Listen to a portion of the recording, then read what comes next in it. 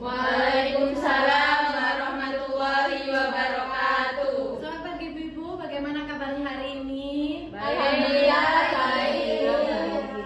Pada pertemuan kali ini kita mendapatkan tamu yang sangat spesial dari Puskesmas, yakni 3 ibu-ibu bidan. Di sini saya perkenalkan dulu, pertama ini ada Ibu Bidan Naswa, Bidan Yuli, dan Bidan Rania. Di sini mereka ditugaskan dari Puskesmas untuk membantu penyuluhan kepada warga-warga terkait dengan materi konsep infertilitas. Ibu-ibu di sini tahu nggak infertilitas itu apa? Tidak. Jadi kalau jenengan tidak tahu, mari kita dengarkan materi dari ibu-ibu bidan ini dengan seksama. Jadi monggo ibu-ibu bidan silahkan. Assalamualaikum warahmatullahi wabarakatuh. Waalaikumsalam warahmatullahi wabarakatuh. Selamat siang. Saya Bidan Rania. Di sini saya akan menjelaskan apa itu infertilitas. Jadi infertilitas di sini merupakan ketidakmampuan pasangan untuk memiliki anak walaupun sudah berhubungan seksual selama 2-3 kali seminggu atau berwaktu 1 tahun tanpa memakai kontrasepsi, tanpa menggunakan alat kontrasepsi. Ketidakmampuan pasangan untuk menghasilkan berhubungan, yaitu kondisi di mana pasangan suami istri belum mempunyai anak walaupun telah melakukan hubungan seksual sebanyak 2-3 kali seminggu dan dalam kurun 1 tahun dengan tanpa menggunakan kontrasepsi dalam bentuk apapun. Infertilitas ini ada 2, yaitu infertilitas primer dan sekunder. Infertilitas primer merupakan kondisi pasangan suami istri belum punya atau belum mampu memiliki anak setelah 1 tahun berhubungan seksual sebanyak 2-3 kali per minggu tanpa menggunakan alat kontrasepsi apapun.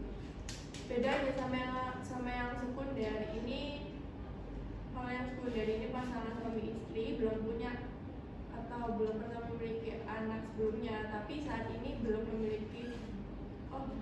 memiliki anak sebelumnya, tapi saat ini belum punya anak lagi. Lalu infertilitas ini dapat terjadi pada wanita dan laki-laki. Kalau pada perempuan ini seringkali ada gangguan ovulasi.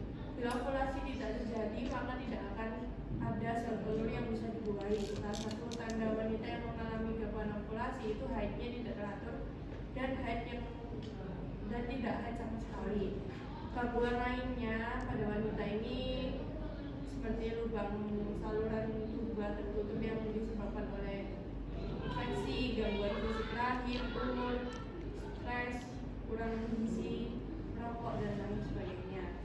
Lalu penyebab pada laki-laki yaitu gangguan pada pabrik sperma sehingga sel sperma yang dihasilkan sedikit dan tidak sama sekali. Gangguan sel sperma mencapai sel telur dan membuahnya. Masalah ini biasanya disebabkan karena bentuk sperma yang tidak normal sehingga pergerakannya pun tidak normal.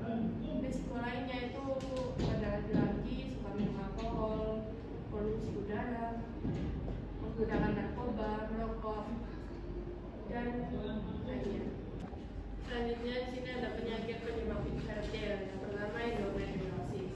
Jaringan di mana jaringan endometrium yang semestinya berada di dalam lapisan dalam rahim atau di lapisan endometrium ini malah tumbuh di tempat lain. Gejala umum dari endometriosis adalah nyeri yang sangat hebat pada daerah panggul, terutama pada saat haid dan berhubungan intim. Lalu yang kedua ada infeksi panggul, di mana kumpulan penyakit pada saluran reproduksi wanita bagian atas meliputi radang pada rahim, saluran telur, induk telur, dan dinding pada panggul. Gejalanya yaitu nyeri pada daerah pusar ke bawah, nyeri pada haid, mual, nyeri saat berkemih, demam, dan berputihan dengan cairan yang kental atau berbau. Yang ketiga, saluran telur yang tersumbat menyebabkan sperma tidak bertemu dengan sel telur sehingga pembuahan tidak terjadi alias tidak terjadi kehamilan. Lalu selanjutnya ada sel telur. Kelainan pada sel telur dapat mengakibatkan infertilitas yang umum proses pelepasan sel telur atau ovulasi. 80% penyebab gangguan ovulasi biasanya direfleksikan dengan gangguan haid. Haid normalnya memiliki siklus antara 26 sampai 30 hari dengan jumlah darah haid 80 cc dan lama haidnya antara 3 sampai 7 hari. Yang selanjutnya yaitu ada mioma uteri, yaitu tumor jinak atau pembesaran jaringan otot yang ada di rahim. Mioma ini dapat terletak di lapisan luar, lapisan tengah, atau lapisan dalam rahim. Mioma uteri biasanya tidak bergejala. Selanjutnya yaitu masalah yang timbul akibat infertilitas, yaitu yang pertama ada kehilangan kepercayaan diri pada pasangan suami istri karena menganggap diri tidak mampu mempunyai keturunan. Yang kedua yaitu timbul konflik antar rumah tangga disebabkan karena salah satu pasangan merasa kecewa terhadap pasangannya yang tidak bisa membuat keturunan sampai berakhir dengan perceraian. Yang ketiga yaitu masih ada pandangan masyarakat bahwa terjadinya infertilitas itu yang disalahkan adalah wanita karena baru bisa diterima status warga masyarakat sepenuhnya apabila telah menjadi seorang ibu. Yang keempat yaitu ada trauma dan kecewa terhadap diri sendiri karena merasa tidak sempurna sebagai wanita. Selanjutnya itu ada beberapa hal yang dapat diambil sebagai langkah untuk membantu mengatasi masalah yang dialami pasutri dengan infertilitas, yaitu yang pertama adalah ubah gaya hidup dan kebiasaan bersenggama, yaitu terutama dilakukan pada saat istri berada pada masa subur. Yang kedua yaitu pemberian terapi hormonal bila mengalami gangguan hormonal yang mengakibatkan gangguan ovulasi pada wanita maupun gangguan produksi spermatozoa pada laki-laki. Yang ketiga yaitu pemberian obat-obatan yang disesuaikan dengan penyebabnya. Yang keempat ada terapi preproduksi dibantu untuk perencanaan bayi tabung misalnya. Yang kelima yaitu ada adopsi. Selanjutnya yaitu pemeriksaan penunjang. Pemeriksaan infertilitas dapat dilakukan dengan beberapa pemeriksaan, yaitu yang pertama adalah uji pasca senggama, yang kedua yaitu ada pemeriksaan ultrasonografi, yang ketiga ada pemeriksaan hormonal, yang keempat adalah histeroskopi, yang kelima ada histologi vaginal hormonal, dan yang terakhir ada pemeriksaan laparoskopi. Pemeriksaan pasangan infertil. Yang pertama, istri yang berumur 20-30 tahun baru akan diperiksa setelah berusaha untuk mendapatkan anak selama 1 tahun. Pemeriksaan dapat dilakukan dini apabila pernah mengalami keguguran berulang, diketahui mengidap kelainan endokrin, pernah mengalami peradangan rongga perut dan rongga panggul, pernah mengalami bedah ginekologi. Yang kedua, istri yang berumur antara 31-35 tahun dapat diperiksa pada kesempatan pertama pasangan itu datang untuk diperiksa. Yang ketiga, pasangan infertil yang berumur 36-40 tahun hanya dilakukan pemeriksaan infertilitas kalau belum mempunyai anak dari perkawinan ini.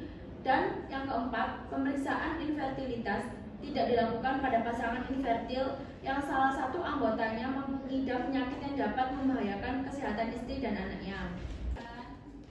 Baik Ibu, sampai di sini ada yang mau dipertanyakan? Ada, saya mau bertanya. Perkenalkan, nama saya Afiatul. Jadi saya kan sudah menikah hampir 2 tahun ya Bu. Saya juga rutin berhubungan dan saya juga tidak memakai KB. Menstruasi saya juga lancar, tapi kenapa kok saya belum memiliki anak sampai sekarang? Jadi itu gimana ya Bu? Apa yang harus saya lakukan? Terima kasih. Baik, untuk keluhan dari Ibu Hani ini, saya menyarankan untuk menggunakan terapi menggunakan obat. Jadi terapi menggunakan obat ini itu mungkin Ibu itu memiliki kondisi dalam ovulasi. Pada terapi menggunakan obat ini, beberapa obat yang biasanya digunakan ini untuk merangsang ovulasi atau menekan kematangan sel telurnya Ibu. Untuk obat-obatnya itu ada clomifene, gonadotropin, metromin, bromokriptin.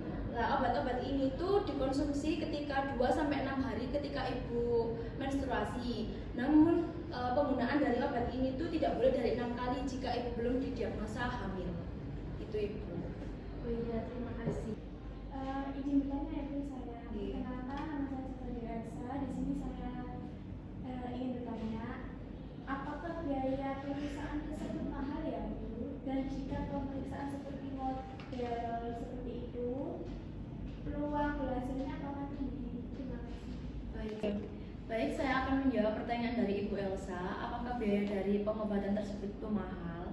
Jadi selain saya sebutkan dari terapi obat yang saya anjurkan ke Ibu Hani itu ada beberapa pemeriksaan lain, yaitu ada histeroskopi, itu dimana prosedurnya itu akan dilihat rahim, dilakukan melalui vagina. Penanganan itu untuk mengetahui apakah ada fibroid, pendarahan dan lain-lain.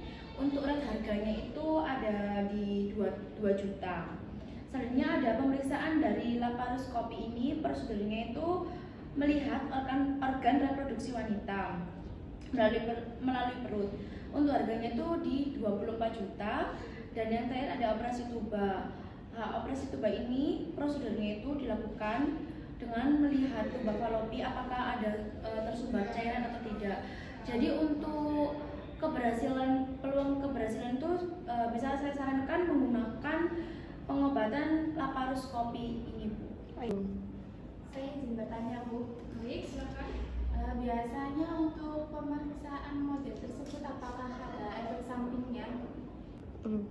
Baik, setiap terapi atau pengobatan itu memiliki kelebihan sama kekurangan. Kekurangannya itu kan menimbulkan efek samping. Dari kedua jenis obat itu memicu meningkatnya jumlah produksi hormon estrogen yang akan merangsang terjadinya ovulasi.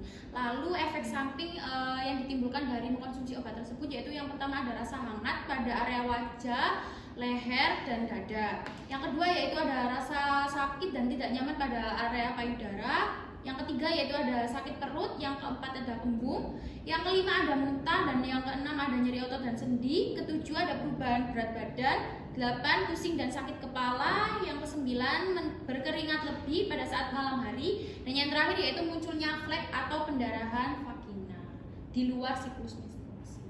Permisi Bu, izin bertanya. Silakan Ibu. Saya punya tetangga juga Bu bidan, usianya sudah 30 tahun ke atas. Tetangga saya ini sudah pernah hamil sebelumnya dan mengalami keguguran. Lalu tetangga saya ini sudah mengikuti pengobatan dan masih belum berhasil. Suaminya seorang pekerja proyek. Apakah hal tersebut dapat mempengaruhi Bu? Baik, berarti Ibu ini termasuk dalam kategori infertilitas sekunder dan sudah menjalani serangkaian pengobatan. Kalau boleh tahu, pengobatan jenis apa yang sudah Ibu jalani? Pengobatan IUI dan stimulasi ovarium. Nah, langkah yang sudah diambil oleh Ibu ini memang sudah betul. Sudah melakukan pengobatan lebih lanjut pada tenaga kesehatan yang lebih ahli, dan pengobatannya sudah dijalani memang sudah sesuai dengan keluhan dan kebutuhan Ibu. Jika belum berhasil, kita lihat juga faktor-faktor lain yang menjadi penyebab Ibu belum hamil lagi. Contohnya yaitu karena faktor gizi, faktor gaya hidup. Faktor tersebut juga menjadi salah satu penyebab utama Ibu belum hamil lagi. Lalu bagaimana sikap dan tindakan saya selanjutnya Bu bidan? Sikap dan tindakan Ibu selanjutnya yaitu kita rubah gaya hidup sehat seperti mengkonsumsi makanan yang sehat, seimbang, lalu menghindari makanan cepat saji atau junk food, lalu lakukan check up rutin guna mengontrol atau memantau kesehatan. Seperti itu. Baik, karena Ibu sudah paham, Ibu bidan sudah dengan baik hati telah menerangkan materi kepada kita semua. Pertemuan kali ini saya tutup. Sekali lagi terima kasih kepada Bu Bidan yang telah menyampaikan materi kepada warga-warga di desa kami ini. Maka dengan itu kita tutup pertemuan kali ini dengan mengucapkan wassalamualaikum warahmatullahi wabarakatuh.